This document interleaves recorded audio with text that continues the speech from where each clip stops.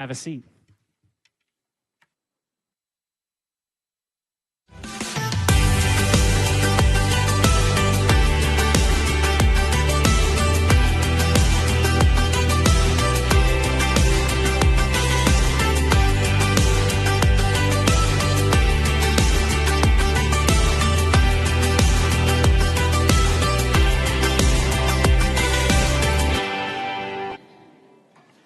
Well, everybody, good morning to you. Happy Sunday to you. Thanks for being here today.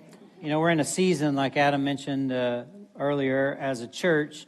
It's an alignment season, and one of the aspects of this season and the series we're in are these personal daily readings. You can actually still get a printed copy of those at the Welcome Center in the lobby after service, or you can download them through the CCC website. But one of the readings from this past week mentioned a particular oil painting. It was the 1930 American Gothic painting, which I have a feeling most of you have seen before. I actually have a picture of it here. Probably recognize it. Yeah, you've probably seen that before. Pretty familiar. It's been parodied in lots of ways down through the years in our culture. And it is indeed a famous painting. It won some awards along the way when it first came out, but it wasn't celebrated as such by everyone.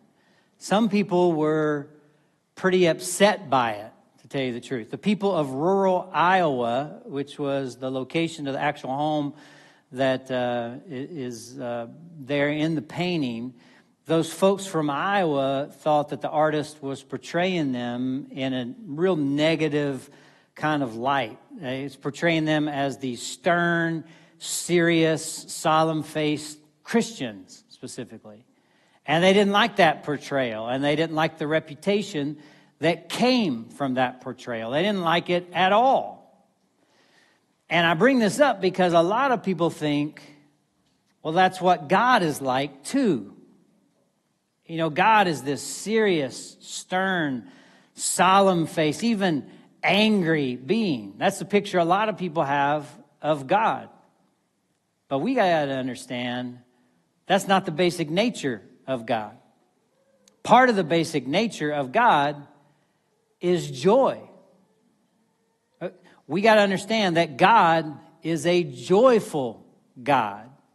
And we are to be marked by that same joy. This is what I want us to think about today. And I want to start by giving us a kind of picture of joy, what joy looks like. Some time ago, I remember when my kids were really, really young, I was giving a bath to our kids. And when they were really, really little, sometimes they would end up in the tub together, you know. Not always, but ever so often. I actually have a picture of one of those occasions here with all three of my kids in the tub. Yeah.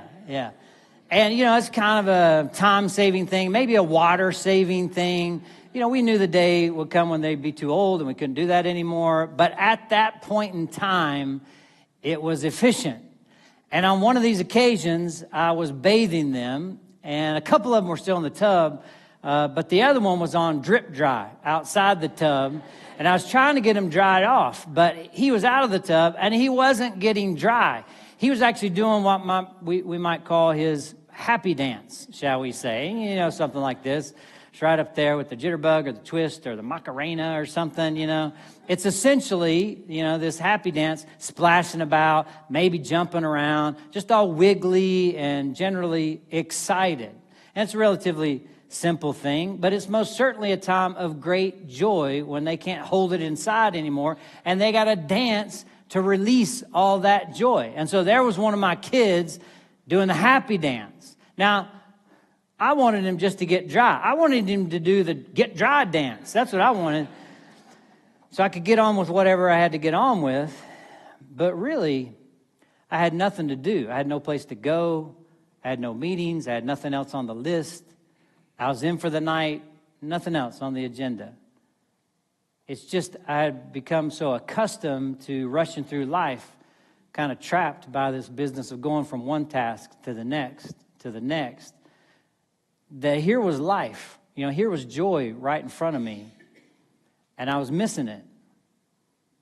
Now, I was thinking about that, and I came to realize about my life that generally I divide my life up into two categories: living and waiting to live. And much of my life fell under the category of waiting to live.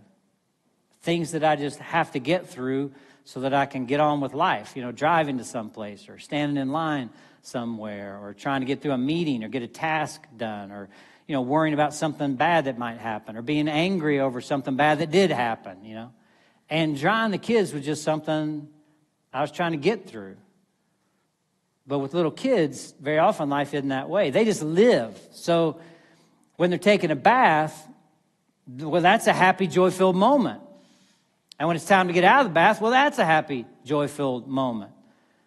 And, drying off is another happy, joy-filled moment. And when they're all dry, they move on to another happy, joy-filled moment. Like for little kids, life can just be a series of happy, joyful moments. And that teaches me about joy.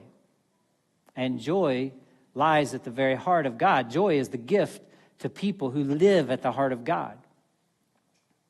Now, every once in a while, Jesus would give a kind of mission statement. He would explain why it was that he came to earth and why he taught what he taught and lived how he lived. And he gives one of those in the 15th chapter of the Gospel of John. This is from John 15, verse 11. These are the words of Jesus. He said this, I have said these things to you so that my joy may be in you and your joy may be complete. Jesus says, I have said these things to you. In other words, the reason I've been teaching, my purpose in part, my mission in part is so that my joy, the joy that I experience may be in you, that is in Jesus' followers, and that your joy may be complete. Jesus wants his followers to have his joy. Jesus wants his followers to be marked by joy. He wants it to ooze out of them. See, the problem with human beings, according to Jesus, is not that we're too happy for God and God wants us to get into being more serious. It's that we're not yet happy enough by far, and God wants us to get into joy. And so Jesus says, I've come as the great joy bringer. I've come so that you may be filled with my kind of joy. I experienced the fullness of joy, Jesus says, and I want you to experience the fullness of my joy, which is right at the heart and character of God. The great author G.K. Chesterton, he put it like this, trying to communicate something about our joyful God. But this is what he wrote. A child kicks their legs rhythmically through excess, not the absence of life. Because children have abounding vitality, because they are in spirit fierce and free. Therefore, they want things repeated and are still excited. They always say, do it again. And the grown-up person does it again until they are nearly dead. For grown-up people are not strong enough to exult in monotony, but perhaps God is strong enough to exult in monotony. It is possible that God says every morning, do it again to the sun, and every evening, do it again to the moon. It may not be automatic necessity that makes all daisies alike. It may be that God makes every daisy separately, but has never gotten tired of making them. There's a beautiful picture that he paints here, that year after year after year, millennia after millennia after millennia of God making daisy after daisy. They're not good for anything when you think about it. You can hold a daisy up under somebody's chin to see if they like butter. Is that right? No? That's buttercup? All right.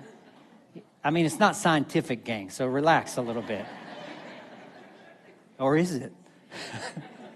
But 500 billion daisies, and the angels ask God, what are you going to do today, God? And God gets that look in his eye, and he says, I think I'm going to make some more. And then he says, do it again. Now, why does he do this? Well, Chesterton says because God has an infinite capacity for joy. Because with God, every day is a happy, joyful day. It may be, Chesterton writes, that God has the eternal appetite of infancy. And this is so good. For we have sinned and grown old, and our Father is younger than we. Now, to help us get a sense of the joyfulness of God, I want to give us a little exercise in contrast. Imagine for a moment how the opening sentences of the Bible, what the first paragraphs of Genesis might look like if God were not a supremely joyful God. I came across this. What would the Bible looked like in its very beginning if God approached his life and his work the way that we tend to approach ours? Here's a shot at what the Bible might look like in the opening chapters of Genesis if God were not a joyful God. In the beginning, it was 8 o'clock, so God had to go to work. He filled out a request to separate the light from the darkness. He considered making stars to beautify the night, but thought it sounded like too much work. And besides, God thought, that's not my job. So he decided to knock off early and call it a day. He looked at all that he had done, and God said, it'll have to do. On the second day, God separated the waters from the dry land, and he made all the dry land flat and plain and functional, so that, behold, the whole earth looked like Indiana. He thought about making mountains and valleys and glaciers and jungles and forests and waterfalls, but he decided it wouldn't be worth the effort. And God looked at what he had done that day, and God said, it'll have to do. And God made a pigeon to fly in the air, and a carp to swim in the waters, and a cat to creep upon the dry land. And God thought about making millions of other species of all sizes and all shapes and all colors, but he couldn't drum up any enthusiasm for any other animals. And plus, he wasn't too crazy about the cat.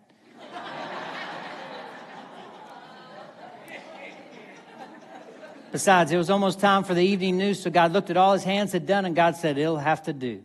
At the end of the week, God was seriously burned out, so he breathed a big sigh of relief and said, thank me, it's Friday. And now the good news is Genesis does not look like that. Like the opening chapter of the book of Genesis throbs with this refrain, God spoke, and it was so, and God saw that it was good, like over and over. Each day, God speaks and it's so, and God sees that it's good. Like God takes great joy in the work of his hand. The first day was a happy day, and God did a little dance. And the next day, God said to the light, do it again. And he says it to the light every day, day after day, for thousands and thousands and thousands of years. Do it again. He says it to this very day, on this very morning. He never gets tired of it, never loses the joy in it. For we have sinned and grown old, and the Father is younger than we. We will not understand God until we understand this about him, that God is the happiest, most joy-filled being in the entire universe. Now, God also knows sorrow. Jesus was called a man of sorrows, acquainted with grief. But the sorrow of God and the anger of God are God's temporary response to a fallen world.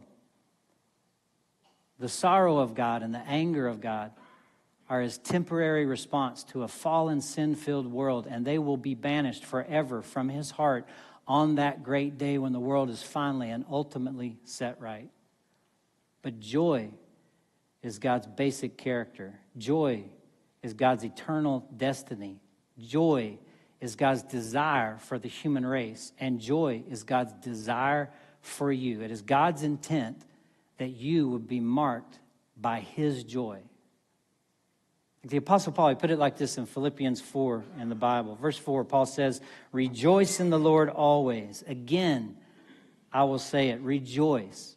And the Bible puts this in like non-optional, a non-optional category. This is a command, you understand. Joylessness is a serious sin. Joylessness is a serious sin, and one that religious people are especially prone to. But that's not God's desire or his will for us. We must be marked by the joy of the Lord. And this is very, very important. The joy that the Bible commands is in the framework of a Christ-honoring life. You understand, this is not saying do whatever you want to do that'll make you happy. That's not what we're talking about. What the Bible commands is the joy of the Lord. That is, joy that's experienced in a life where Christ is the Lord of it. And Jesus told his followers there in John 15, again, I want to give you my joy. So let's understand, it's possible to become a joyful person, to be marked by joy. With God's help, it really is possible. It's a learned skill. The Bible would not command it if it were not so. But the truth of the matter is, you and I, we must take responsibility for our joy.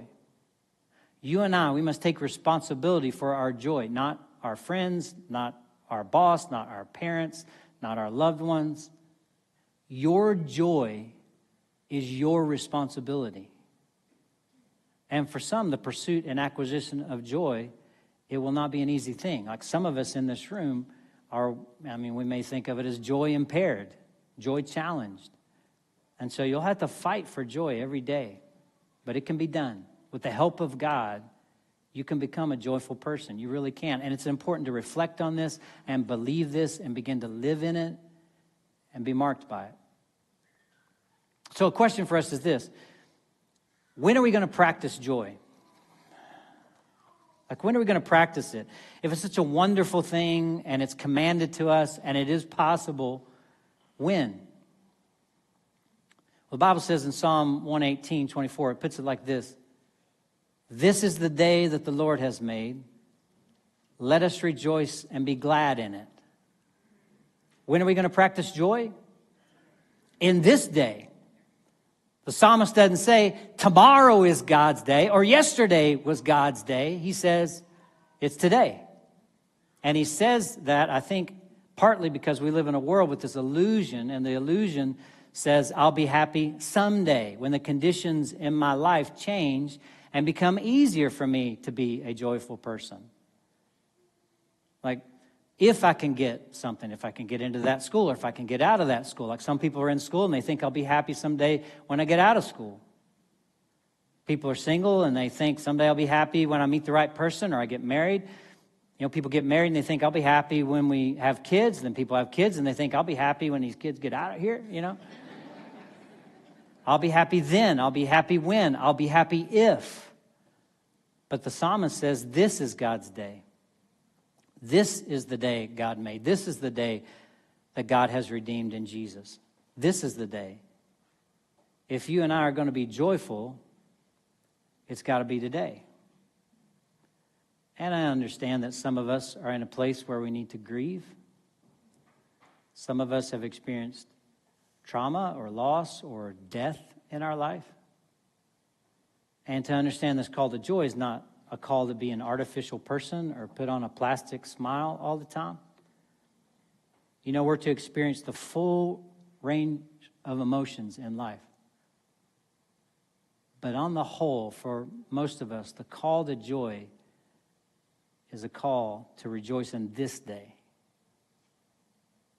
Now, some of us, I'm sure, will have considered a problem. Like, you may be saying, Dave, how can I embrace joy with all the pain and suffering in the world? Is it even right to be a joyful person in a world of violence and injustice and difficulty and pain and tragedy? And we need to think about this because any deeply thoughtful person has to face this question. And any teaching on joy that doesn't face this head on is bound to be glib and superficial. But when we study joy, we come to the surprising discovery that generally it is the people who are closest to suffering, who have voluntarily, out of love, taken on the suffering of those around them, who end up having the most authentic, indestructible, powerful joy. Like people who are close to Mother Teresa say that instead of being defeated by the suffering around her, she fairly glowed with joy, like radiated out of her. It was one of the things that attracted so many people to want to go and serve with her. And this authentic kind of joy, like rejoicing in the Lord, is the opposite of like selfish, self-centered pleasure pursuits. See, the test of authentic joy is that it's always compatible with pain, because joy in this world will always be joy in spite of something. And so the truth is, if you don't rejoice today, you probably won't rejoice at all. If you wait until the conditions are perfect, you'll wait forever. If you're going to rejoice, it must be this day, as imperfect as it is, because this is the day that the Lord has made. This is your celebration, joy-filled day. So how do we get there, right? How do we pursue joy?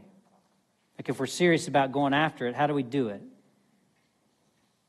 I want to give us two things to think about here. The first thing is this. We've got to practice the discipline of celebration. Practice the discipline of celebration. And I use this word discipline very deliberately because to celebrate can be as much a spiritual discipline as to read the Bible or pray or fast or confess. You know, for some of us in this room, there won't be a more helpful discipline in which you can engage than the practice of celebration.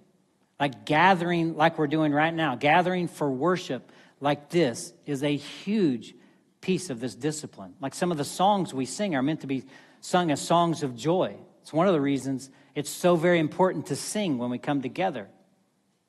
Now, I know some of you don't like singing all that much. You may not be very good at it, Maybe you don't want people to hear you sing. I get that. I understand that. I had a chance last weekend to see my father in Tennessee. He's 88 years old. But I heard a story about him I'd never heard before in my life. A good friend of ours, Bobby Shelley, told us this story. He said some time ago, he and my dad were in the choir together. Bobby Shelley was a really good friend of our family and of my father, and he worked with my dad for many, many, many years. And there they were singing in the choir at church, side by side. And both of them had really good voices. My dad had this huge booming voice, like you knew exactly when he was singing. It was full-throated, man. It was volume at 10 all the time as soon as he started. And Bobby had a really good voice too. But there they are in the choir singing in this particular song. And my dad leaned over to Bobby Shelley and he said, Bobby's like, what? He's like, stop singing. Bobby's like, why? He's like, you're off. Bobby's like, oh, okay. So he stops singing. Dad keeps going. Then he leans over a few minutes later and he says, I was wrong. It was me.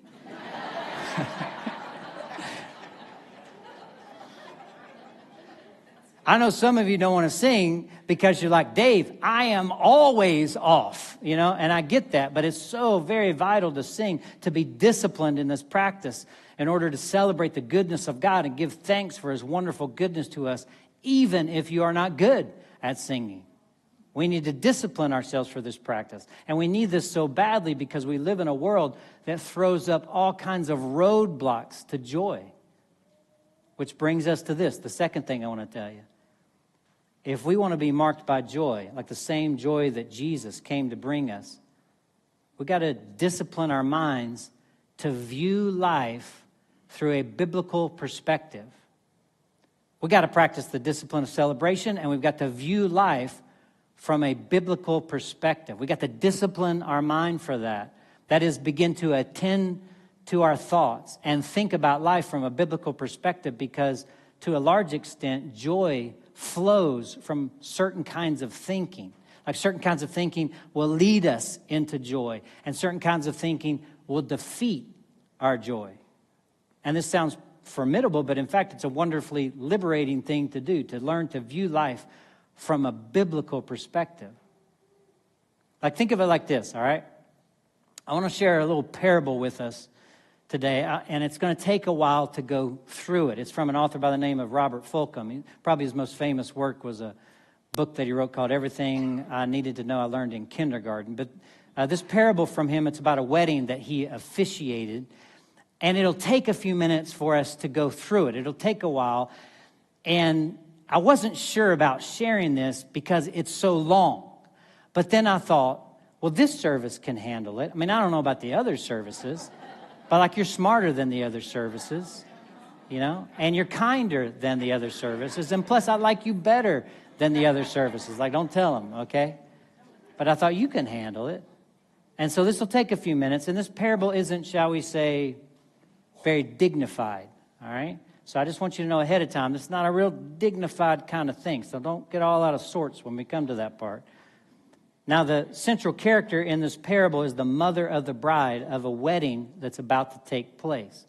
And this is what Fulghum writes. Usually, a polite, reasonable, intelligent, and sane being, the mother was mentally unhinged by the announcement of her daughter's betrothal.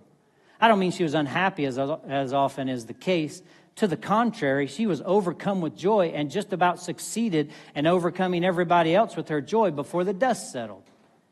Nobody knew it, but this lady had been waiting with the script for a production that would have met with Steven Spielberg's approval, a royal wedding fit for a princess bride. She had 7 months to work, and no detail was left to chance or human error. Everything that was engraved, could be engraved, was engraved. There were teas and showers and dinners. The bride and groom I only met with 3 times. The mother of the bride called me weekly to plan everything out. An 18-piece brass and wind ensemble was engaged. The bride's desires for home furnishings were registered in stores as far north as New York and south as Atlanta.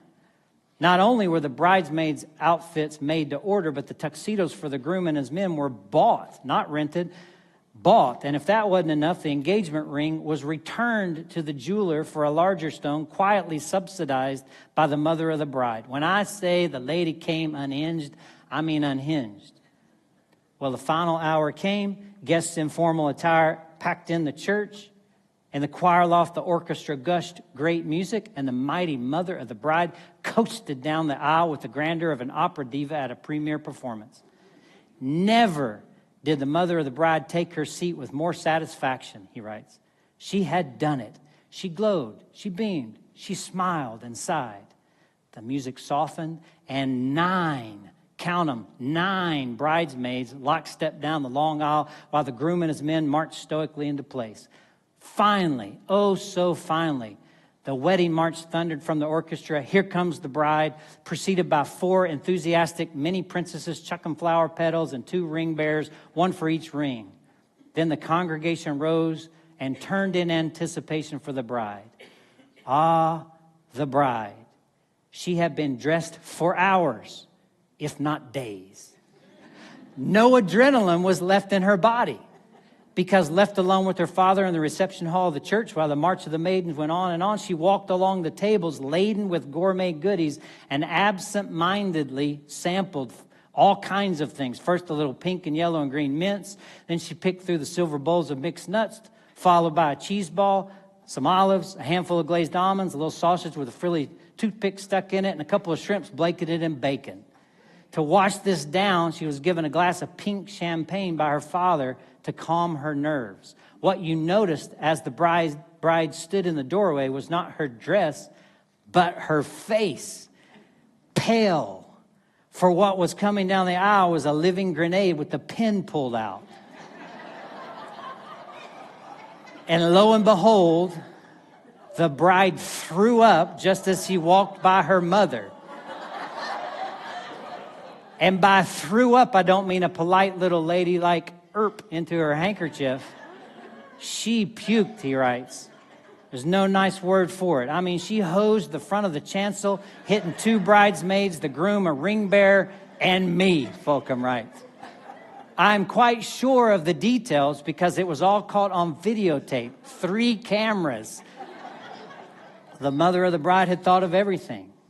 Having disgorged her hors d'oeuvres, champagne, and the last of her dignity, the bride went limp in her father's arms while the groom sat down on the floor where he had been standing, too stunned to function.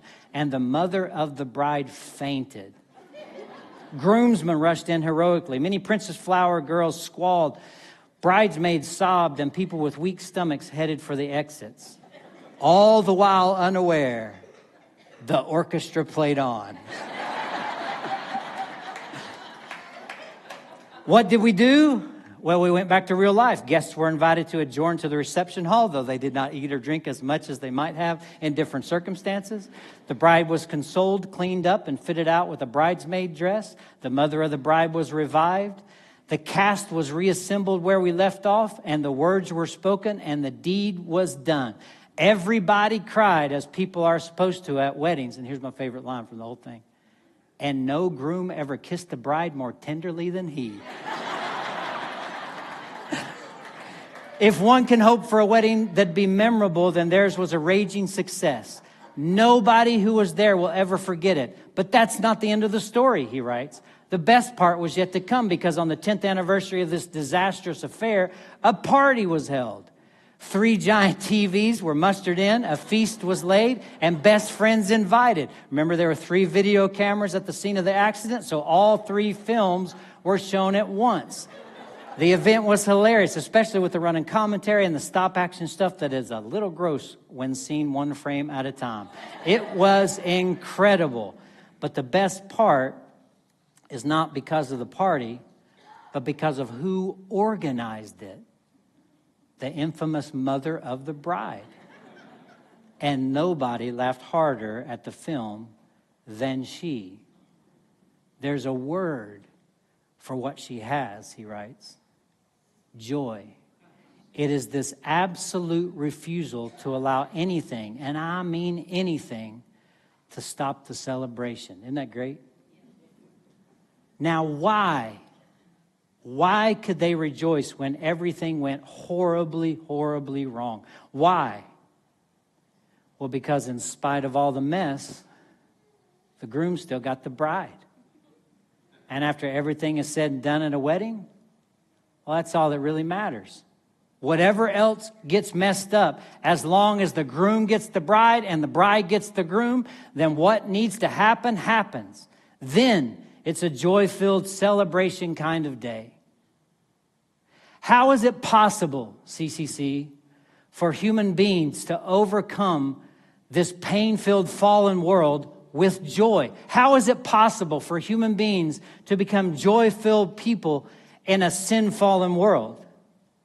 Like you look at the promise that comes almost at the very end of the Bible, in the last book, the book of Revelation, chapter 19, verse 7. Let us rejoice and be glad and give him glory. For the wedding of the Lamb has come, and the bride has made herself ready. See, the joy that is in store for God and his people is so great that the only picture that can do it justice is the joy between a lover and his beloved, a groom and his bride. And then we will see the wedding that the greatest weddings on this earth have only been a dim foreshadowing of. And then Jesus will be together with his followers, with you for all eternity if you are one of them. The Bible says that that joy will be so great that the only picture adequate to begin to convey it is the most joyful human picture of two people so intensely in love that they couldn't stand to be apart. Joy is possible, even in a desperately pain-filled world, because the end of the story is the groom gets the bride. And then God will dance with his people. And then joy will reign unblemished and uninterrupted.